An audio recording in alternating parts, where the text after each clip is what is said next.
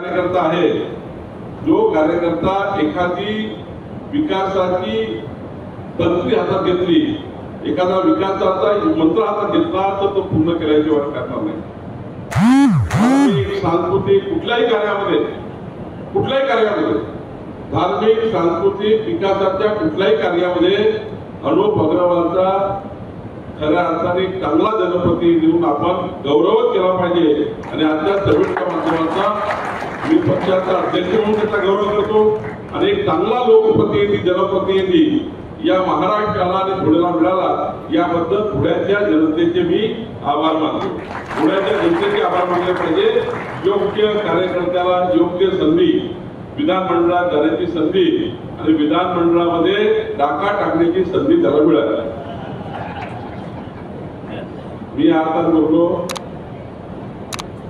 त्यादी बाबा चाळीस चोर नाही किंवा कुठे टाकून पिस्तूल गुंडार टाकू नाही.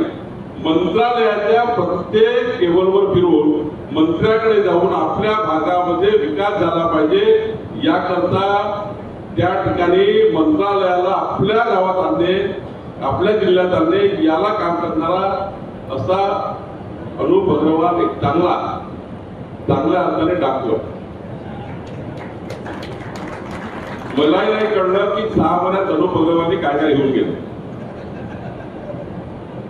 आणि अनुप अग्रवाल आल्यावर मी असो, जयकुमारजी असो, मुख्यमंत्री असो, उपमुख्यमंत्री एकनाथ शिंदेजी असो, अजित पवारजी असो, अनुप अग्रवाल आल्यानंतर आमची कुणाची हिंमत नाही आहे त्याच्या कागदावर नाव आलंय. त्यामुळं आपण जे इन्व्हेस्टमेंटचे या ठिकाणी जेवढे प्रस्ताव या ठिकाणी दिले आहे ते प्रस्ताव आपण पूर्णत्वास न्या. आम्ही दिलेला प्रत्येक शब्द या ठिकाणी पाळण्याशिवाय राहणार नाही.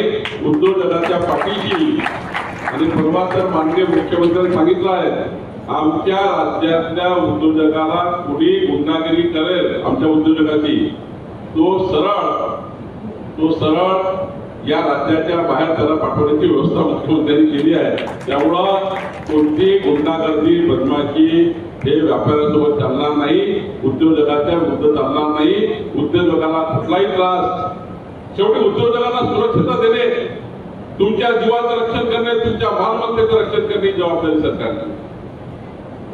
आणि त्यामुळे उद्योजकाला जेवढं पाठीशी त्या ठिकाणी मजबूती द्या तेवढा जिल्हा पुढे जाईल. आणि म्हणून या ठिकाणी खऱ्या अर्थाने मला या ठिकाणी अभिमान आहे की माननीय जयकुमार रावल सारखा एक लोकप्रिय, अनुभवी आणि आता तर राजशिष्टाचार खातं असं आहे, फलंत आहे. संपूर्ण राज्याचं फलन जेवढे एपीएमसी आहेत, जेवढे कृषी उत्पन्न बाजार समिती, शेतकऱ्यांचे जेवढे बाजार आहेत, मुंबई पासून तर नागपूरपर्यंत, नागपूर पासून धुळ्यापर्यंत हे शेतकऱ्यांचा मोठं काम, बाजार निर्मिती करण्याचं काम करायचं आहे.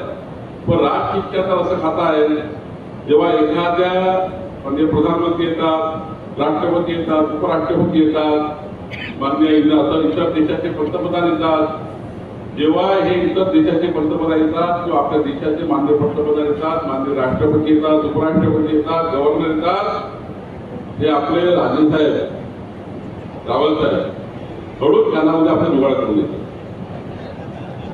सर्वात लोकप्रिय मंत्री आहेत मंत्रिमंडळात.